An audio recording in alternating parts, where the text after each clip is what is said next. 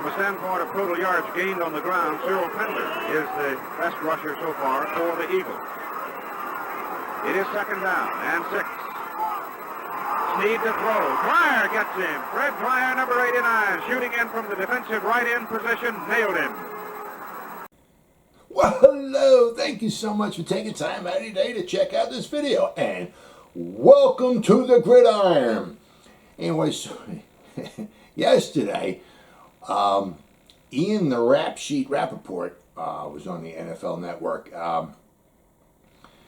Said that the Giants were firmly considering trading down from pick number 11. That was,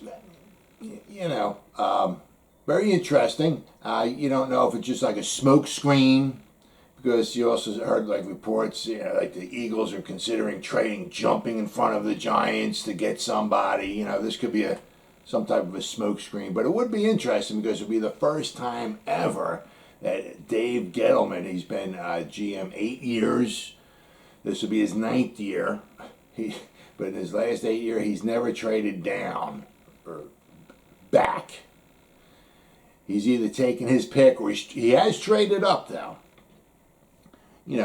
Which is nice. I mean, he did have the DeAndre Baker pick. He jumped up and got him. But, you like to see that with the GM. If it's somebody he really wants, go get him. But, I mean, it's also be nice, too, if you had a GM,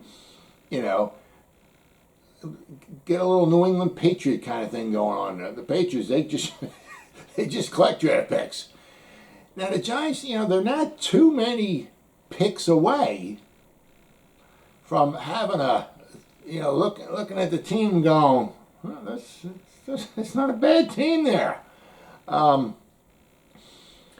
If they could, trade back with one of these teams and pick up like one extra pick, man, that would mean, that would mean so much. Now, I mean, if this is true, of course, you have to take it with a grain of salt. Then they're certainly not considering taking a wide receiver. I've seen reports. Obviously, the Giants are infatuated with Smith, or infatuated with Waddle. But I mean, if this is true, and it means that they're not considering, or not high on picking Smith or Waddle, one of the wide receivers. They're probably going to take a wide receiver, but they probably see the depth of wide receiver in this class, and they can certainly pick somebody up in the 3rd round, even maybe 2nd round, 4th round, and get some good quality. But if they got their first, they trade back, pick up somebody that obviously it depends upon how far back they go. I mean, possibly the Bears at number 20. Now, if the Bears, Bears going to have to ante up, something decent. I saw possibly, as maybe next year's 1st round as well, I would think. I mean, because you're talking about going from 20 to 11. I mean, obviously, going from 20 to 11 is not as big as going from like 10 to number 1. 10 to number 1, you gotta ante up your grandchildren and every a lot. 20 to 11 is not quite as bad, but still, it's 9 spots. 1st round, you got to ante up. Now kind of the kicker of it would be if this is a Dave Gettleman move, and he collected some draft picks for next year, and his team doesn't do good. The picks he chooses this year don't work out, and he's collected a bunch of picks for next year. Well, Dave Gettleman may not be here next year. So he's basically just helping out Joe Judge and whoever the next GM is going to be for next year.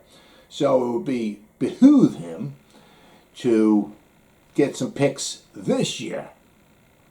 Preferably, 2nd round, another 3rd round pick, would be huge. Now, there's quality throughout the whole draft. I mean, they need... they could use an offensive lineman. I've said it I don't know how many times, but there's quality offensive linemen throughout the, first couple rounds, first, second, third round. There's quality there. If you don't get Slater or Penei Sewell, it's not the end of the world. You might drop back to where the Patriots at, and Vera-Tucker might be there. But if you slide back to where the Patriots at, maybe you get Vera-Tucker, and you get maybe possibly a third round pick from them. That would be huge. The wide receivers, if you don't get Chase, Waddle, or Smith, there's a ton of them in the second, third, fourth round. Quality. They could use another running back. But you could pick one up in the sixth round. Edge rushers. There's nobody at number 11. I don't see quality at number 11. Kwity Paye, I don't think he had a sack last year. I mean, really? Phillips from Miami. Oh, what a stud. Absolute stud. I'm not taking him number 11 because of his injury history. He might be one injury away from having to retire from football. I'm not taking that chance. I don't care how good you are at number 11. But if somebody takes Ojulari at number 12, okay. All right. There's other guys, if you trade back to number 15. There's guys throughout the draft. So if you move back a few spots and you can pick up an extra second or third round pick, that would be absolutely huge. You can fill in an additional need that you have, and you won't have to worry till next year to fill it in. And I'll tell you what, if you get, they got a first round, a second round, and a third round. Okay? Usually the first and second, those are the guys you kind of get, and you kind of hopefully just plug right in there and hopefully let them do their thing this year. A third rounder like Parrott, quality, possibly, a starter, future starter and all. He got his reps last year, did very, very well. I think PFF, once again it's PFF, graded him out at like about a 69. That's pretty impressive. He wasn't the starter all the time. He got some reps. Possibly this year he's going to get his chance to be the starter.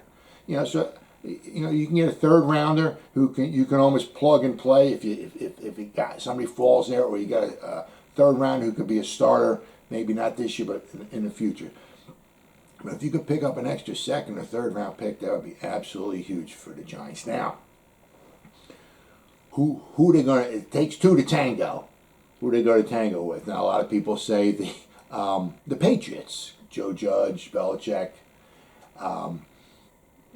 Drop back to number 15. I heard, that possibly, just reading stories and stuff that, the Giants might get, possibly a third rounder from the Patriots for that. That would be fine. Now, I don't care how good Bill Belichick is. No disrespect to nobody. No, I don't care how. They're not going to win Super Bowl with Cam Newton being good. Some of the games last year, watching him play were just painful. They'd be running into the tunnel at halftime, and they'd show the stats, and Cam Newton have like 43 yards passing at like halftime. It's just like, or at the end of the game, he's up to like 96 yards passing. It's like, you're not going to win football games passing for like 40 yards at half. That's not happening. They need a quarterback, and they got a lot of draft choices this year. Bill Belichick, Patriots, they collect draft choices. So Cam Newton is not the long-term answer. I mean, he's serviceable, decent and all, but I don't see him going far, with Cam Newton there. And then they got the Jarrett Stidham. He's the backup. He's not their answer either. So the Patriots need a quarterback. Jarrett Stidham hasn't thrown a lot, but I mean he's only completed 50% of his passes. He's thrown for 270 yards in his career. He has 2 touchdown passes and 4 interceptions. He's not the answer. The Patriots really need a quarterback. Now, of course, it also is, if the Patriots, or these teams behind the Giants that might want to jump up, some of them might say, well, we're waiting for a specific quarterback. If nobody takes Mac Jones and he gets to the Giants at number 11, somebody might take Mac Jones and leave somebody else there, and the teams may not be interested. So it takes two to tango. Just because you want to jump back doesn't mean that somebody else is going to want to, trade with you. Now, I got the Bears, number 20. That's a nice little jump there. That was certainly going to grab you some decent draft picks. Now, Andy Dalton on October 29th is going to turn 34.